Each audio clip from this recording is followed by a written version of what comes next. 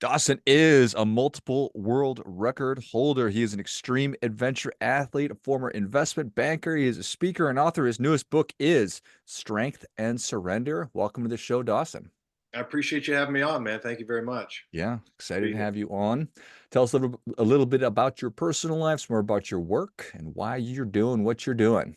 Yeah, so a couple years ago in 2018, is a good friend of mine and I started an organization which is Dawson's Peak Foundation. We're a registered 501(c)(3). Our mission is to inspire the discovery and pursuit of individual purpose. Basically, to get people to understand that we're all capable of living kind of greater lives with that, again, with that greater sense of purpose. But more importantly, not only for ourselves, but for others, because every single thing that we do impacts everyone else. So with that, we have responsibility to live our lives to the fullest potential and have the biggest positive impact we can possibly have. The way that we work as an organization is that we create large scale global one-off expeditions where we sponsor individual athletes and where these athletes are pushing the boundaries of human performance and capability, both mentally and physically. And that way viewers can watch the athletes and their pursuits, then draw parallels between themselves and our athletes, and to say, hey, if this person is doing X, Y, and Z, then maybe I can identify something in my life that I can look to, to challenge, to conquer, to overcome, to address, to whatever things that I've been hesitant, to address, in my life. So we're trying to draw that parallel where the expeditions are really just a Trojan horse for that greater conversation of purpose and performance and and commitment and community and service to others, that kind of thing. So really, it's just a way to initiate those greater conversations rather than than an end in and of themselves. I think that's cool.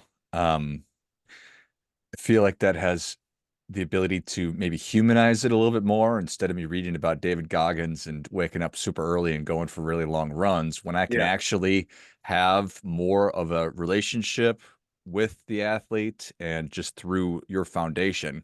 You think that's probably why you're doing it.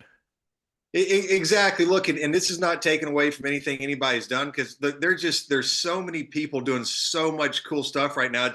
It makes my head spin when I see what everybody's doing, and I'm very proud of everybody and excited to see the things that people are doing, pushing these boundaries. But it's just, if you want to talk about the mountain was this cold and it was 40 below and I couldn't feel my fingers or I was throwing up or I had like whatever. It's, look, once you've been doing this stuff long enough, everybody's been in that. Everybody's had the hard days, everybody's pushed through, everybody's this and that. And we're trying to come at it from a different angle where yeah, all that kind of stuff's important, but what's the kind of greater takeaway of it? And the greater takeaway is that we're all capable of so much more than we understand or that we want to understand, because with that understanding comes responsibility and comes power. And it's not only for our own personal development, but again, is that literally every single thing that we do, public or private, good or bad, right or wrong, is going to eventually impact everybody else in some way. So because of that, we have not only a greater duty, but a greater responsibility. And that's really kind of what we're trying to convey with our message, is that, we can talk about the mountains and the temperatures and this and that and how bad things hurt and, all this kind of stuff. But there's just so much more that we can talk about as people rather than, simply athletes. Because at the end of the day, if somebody's, working in Omaha at a factory, doing whatever, and they don't plan on climbing Everest at any point, I don't want them, and we as an organization, we don't want them to say, well, this is not applicable to me because I'm not a mountain climber, I'm not an ocean rower. Before I got started, neither was I. So this is just a lot more than simply the physical pursuits. There's so much really important stuff there. I think that for me personally, one of the things that animates me in my life is the necessity to realize my highest potential. So there's that. But sometimes I can still be in my own head and talk myself out of doing the things I know I need to be doing. And that's when I think about the people who do rely on me or the people that did come before me. And it's those outside influences that oftentimes win the day and cause me to do the things that I know I need to be doing. Right. No, it is. And, it is. And that was probably the biggest transformation in my life, which was in my, late 30s. I think I was 38, 39. And this was just before starting Dawson's Peak Foundation. This is really the crux of it, is is look, I was in a place where professionally I was very comfortable. I'd reached a certain level of success. I had all my, the basic necessities of life. I could, and I could go out and buy fun stuff and do fun stuff and all that kind of stuff. But I was struggling, man. Like I was really hurting. I was in a very, very dark place. I didn't communicate to anybody. And what I came to understand was, through that is I traveled to Nepal, spent 3 weeks hiking alone around the Mount Everest region, and went to a Zen Buddhist or to a Buddhist service in Tengbo Che at the largest monastery in the Khumbu Valley where Everest is. And I sat with these chanting monks for about an hour. And after that service, is I had this breakdown, and I write about this in the book, in a lot more detail because it's a longer story. But this breakdown and breakthrough, where I mean, I'm on the ground like in tears, like just pouring out, and just so much physical and emotional pain for 15, 20 minutes, and something spoke to me. And whether you call it God, the universe, collective unconscious, whatever it is, and it said, you're not living with a sense of purpose, and your life is only about you. And I knew that in that second, that was the answer. Is that look, I was a good person, but I was still a selfish person because I wasn't thinking about the impact I was having on others and the role that I played in this greater, play that I was a part of. And to your point is that's what I have to, that's what I choose to focus on now day to day is that, yeah, look, I understand I feel a certain way, but I also understand that my life is not just about me. And just how I feel about this moment is not just about me. It's just what impact am I going to have on everybody else? Because again, we can't pick and choose when we're going to have impacts on others. It's every single thing we do, in my opinion, contributes to this collective unconscious that everybody's a part of. It's like a pool of water, and we're constantly pouring in this pool everything that we do. And I think about when you think about it in that sense, there's a greater sense of responsibility, but there's a greater excitement to understand that we contribute so much. Well said. Is that in any way a sorting mechanism when you realize that? Does a big chunk of the population just say, oh, well, this isn't for me anymore? And then a big chunk of the population says, yes, this is for me. I am going to start moving in the direction of realizing my potential, embracing the responsibility that I have. That's a great question. Is I don't know if you can bifurcate it that cleanly, or maybe they're kind of shade. And I understand the point of the question, but I think there's probably shades, there's gradations, along that scale. But I think that somewhere on that scale, we're all in there. Sure. And it's and I think the classic debate is either we don't realize how strong we are and the role that we can play, or is it we're scared to understand how strong we are in the Mm. role that we play, because with that realization comes responsibility.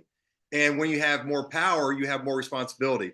And I think in today's society, through this unbelievable push of commercialism and capitalism and the social media, it's always, where's the hack? What's the easy way? What's the 5 minutes to this or that? Or, what I mean? And I think that's truly the wrong approach in so many regards. And it's more and more about victimization, about taking your power away, or about buying the answer, buying the solution. So it's getting people to kind of disconnect in order to reconnect with themselves, to understand that level of power, and to not be fearful of it, or at least to be fearful of it to a healthy degree where it motivates them rather than paralyzes them. Mm. So I think it's a narrow line we got to walk there. But look, I feel like I've used the word exciting, more times in this conversation than I have in a while. But that's the exciting part of it, is to realize that power and the application of that power. Then now the question is, what are you going to do with it? I think that that's exactly right. So there's so many different conversations and very worthwhile conversations here. How to get some of the people who are maybe on the other end of the spectrum that say, this isn't for me, over to the other side. But if you don't mind, I'd like to focus on just I am more in the camp, and I think most of the people that are listening to our show are probably in the camp of I want the responsibility, give it to me. That doesn't mean that I know how to do it necessarily or that I'm doing it effectively.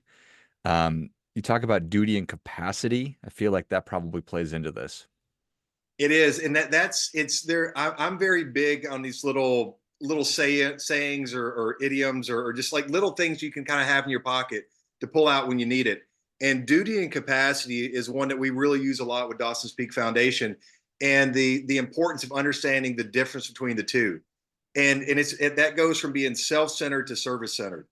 Is, capacity is that we all have the capacity to function at a higher level. Is, again, like we talked about earlier, is that we're all capable of more than we understand or that we want to believe. And then the duty of it comes, has to do with shifting it from yourself to others. Because now that you understand you have this capacity, is what are you going to do about it? And that you have the duty, not only to yourself, but more importantly to others, to maximize that capacity and to maximize the influence impact you're going to have on the world. And that I think that's the thing that to your question earlier about how do you get people from one camp to the other? Look, a lot of people, they feel powerless. They say, I'm just so-and-so who does whatever from wherever, and they don't see the power, the potential in themselves. And once you understand that you can be whoever from whomever doing whatever, and that has the ability, and it's not to sound cliche, but to impact and change the world, maybe not on a big macro level, but on a micro level, day to day, eventually that's going to have a larger and larger impact. And when we understand that capacity and apply it to our duty, that's when we all kind of start uplifting each other together, and all these little things start building upon each other. It's almost like, for lack of a better term, or for lack of a better simile, kind of like a sandcastle. It's just one grain doesn't look like much, but you put together 10 billion grains, and now you get something that looks like something. Mm-hmm. Yeah, I love that. The capacity piece that we're all capable of more. We have these wonderful gifts as human beings, and for whatever reason, many of us just aren't tapping into it yet. But when that light gets turned on, like, oh, I can do lots of things. I'm more than just George from Minnesota that does this, this, this. And Exactly. then once you realize that, putting it to work in service of others, I can see that being a giant shift. It is, and also it's important that we don't denigrate who we are and what we're doing. Is to just say, oh, I'm only so and so, only doing this. Well, being so and so and doing whatever, whether if you're a mechanic in wherever in Yugoslavia, you can still make a difference. And also, what you do is not who you are. Like, what you do professionally is not who you are. So maybe you are doing whatever, but just then on a personal front, now you have the ability to do so much more. So I think we also get that confused as well from time to time. Yeah, super easy to do that. Yeah, Very, very, very human to do that. Who am I? Who am I to yeah. be doing that? Look at this guy climbing mountains and doing this, that, and the other thing, and I'm just turning wrenches in Yugoslavia. But that's the Well, it's incorrect way funny to look at it. but also it's like because everybody thinks that. Yeah. Hell, I think that about myself. Like, I'm just so and so from somewhere climbing a couple mountains, rowing an ocean, whatever. I'm like, it's like, and I look at other people doing all these things. I'm like, who the hell am I to do anything? So it's like we all have to push through that to some degree. You talk about inspiring people to do more than they currently maybe think that they can in service of other people. Is it, but we also don't want to engage in some kind of an infinity war where I'm trying to go 24 hours a day, 7 days a week, Yeah. redlining it. I need to find sustainable success if that's the right term. Now, look, I think that's a great question to bring up. And look, that's something, to be totally honest with you, that's something that I've struggled with. It's when I'm sitting around the couch or doing whatever, I can have a general anxiety from time to time, like, what am I doing right now? How am I being productive? That kind of thing. So I think that ties into, to the book about strength and surrender, is that it is a matter of having that level of surrender where you're, surrendering into, the fears and the hesitations and trepidations, things like that, but also having the proper amount of perspective. Is that, look, you don't have to be quote unquote on 24 hours a day in order to be effective, in order to live with purpose, in order to grow. Is that life, like, personally, I think life is about a balance, maybe not balance, because I don't live a balanced life. But it is about figuring out when to do things, when not to do things. And I can tell you now is that there is no being on 24 hours a day, because that will lead to to a bad path ultimately. it's about figuring out when to pursue, what you're pursuing, but at the same time being cognizant of all your actions, all the things you do are having impacts on you as a person. Where it maybe if you're not out, doing something, but you're sitting around eating ho hos and watching stuff you're not supposed to be watching and doing things you're not supposed to be doing, you can't hide that stuff in the closet for long. Hmm. So it's finding that balance wherever that balance is on the spectrum, but being cognizant of what we're doing and why. Yeah.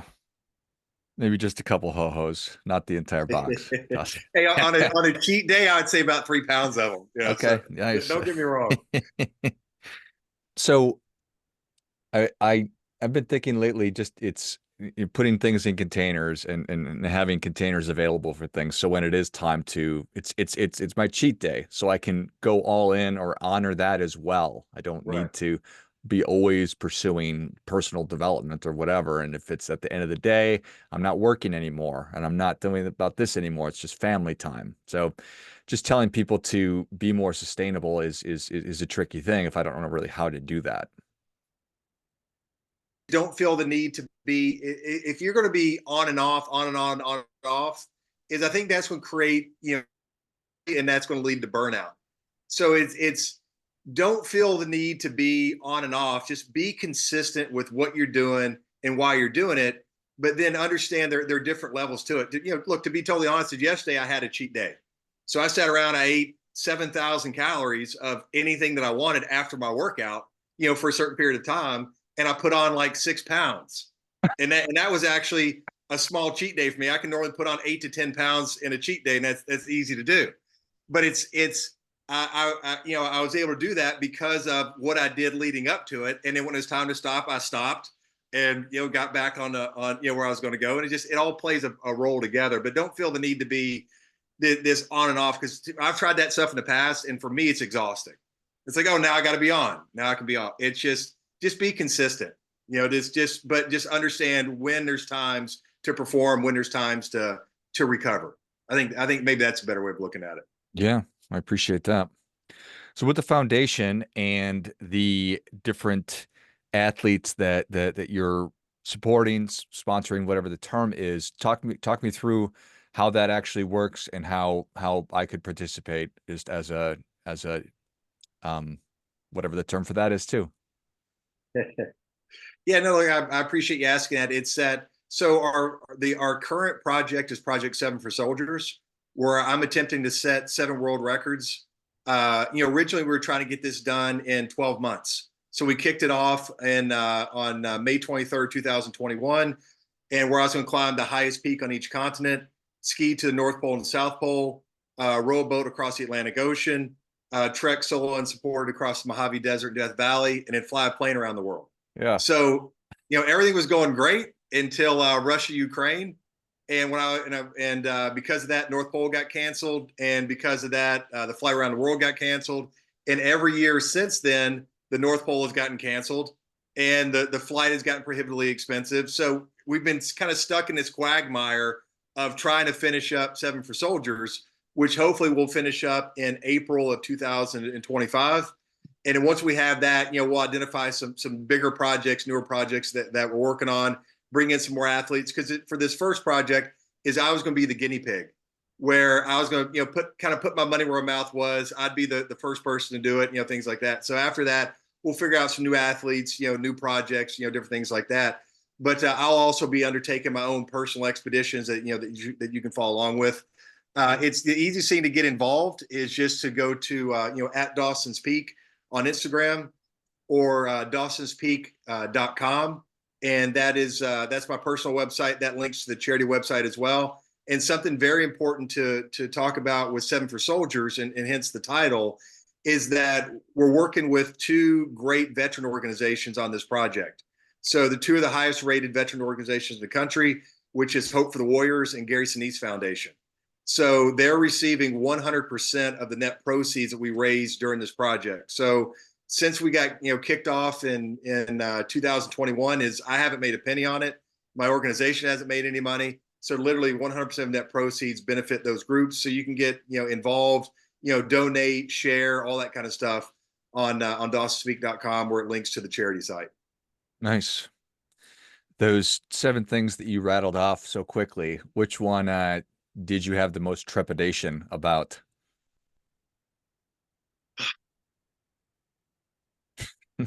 Yeah, it's an easy question. I'm trying to give you an Yeah, honest answer. no, I appreciate that. I think heading into it, it was either Everest, Oh, because Everest is Everest, and that was the literally because of the North Pole closure for COVID reasons before Russia Ukraine.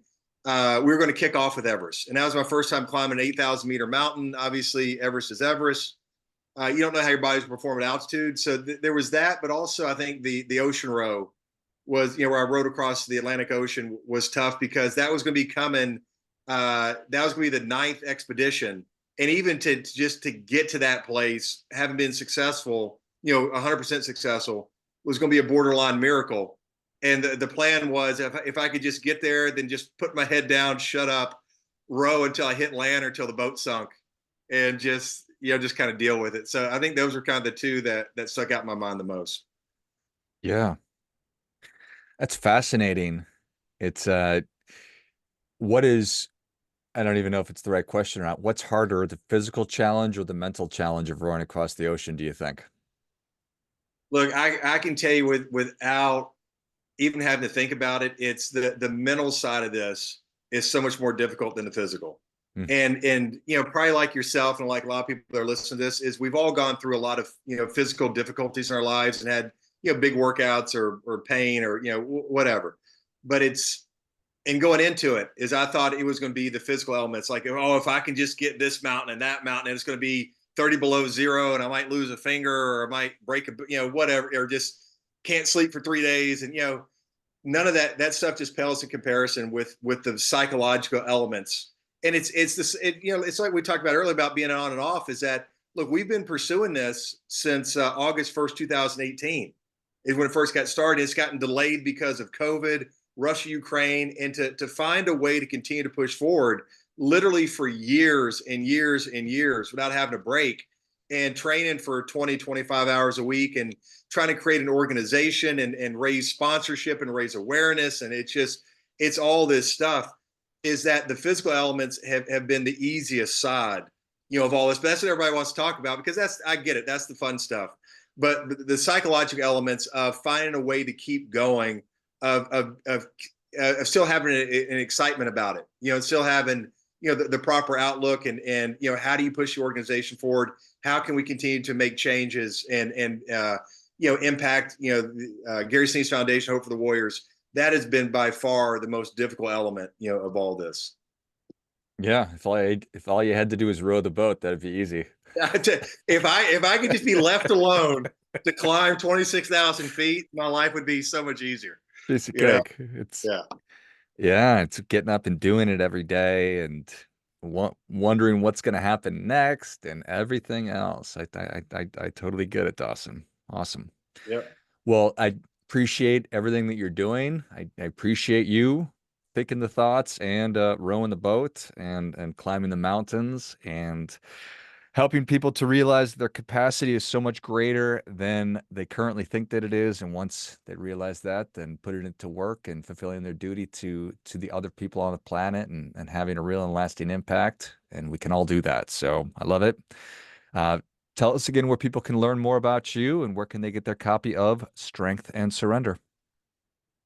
Yeah. So Strength and Surrender is coming out right now. It's slated to come out on October 22nd. You can find it on Amazon's going to be the first place. Then it'll kind of get expanded out to, hopefully some physical retailers after that. But it's Strength, Surrender. And then the rest of the stuff can be found, like I said, on Instagram, which is just at Dawson's Peak, PEAK, or link into my personal website, which is just dawsonspeak.com. And that link, or go into that website, and that links to our charity website, which is dawsonspeakfoundation.org. But again, is like I said earlier, is 100% of the net proceeds that we raise benefit Hope for the Warriors, Gary Sneed's Foundation. I haven't made a penny on this in years. So anything you can do to get involved, to donate, to share, is, please get involved, and we would greatly appreciate it, because I think it's just a great example of, again, it's not about what we're doing, but about the impact that we can have. And these men and women that have served our country, that are with these organizations, certainly develop, certainly have earned, our respect and our willingness to help them out some. Love it. Well, if you enjoyed as much as I did, show Dawson your appreciation. Share today's show with a friend who also appreciates good ideas. Go to dawsonspeak.com. Check out everything he's working on. Follow him on Instagram at Dawson's Peak and get your copy of Strength in Surrender. And we'll link all of those in the notes of the show. Thanks again, Dawson. Hey, listen, I've really enjoyed it. Thank you. It's a great way to start my day. There you go, brother. Till next time, remember, do your part by doing your best.